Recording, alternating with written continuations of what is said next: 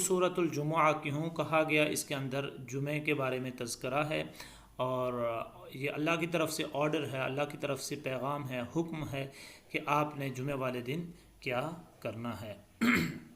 ٹھیک ہے، بہت سارے لوگ اس آیت کے بارے میں یا اس صورت کے بارے میں جانتے ہوں گے کہ اس کے اندر کون سا حکم ہے۔ میں آپ کو مختصراً بتا دیتا ہوں۔ اس کے اندر ایک آیت ہے، یا ایھا الذین آمنوا اذا نودی للصلاۃ من یوم الجمعہ، اے ایمان والو جب تمہیں پکارے نماز کی طرف۔ کون سی نماز؟ خاص اس میں جمعہ کی نماز کا تذکرہ ہے۔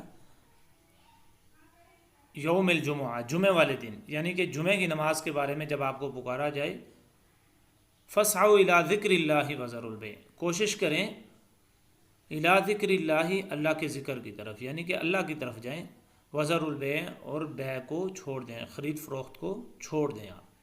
ٹھیک ہے، تو اس لیے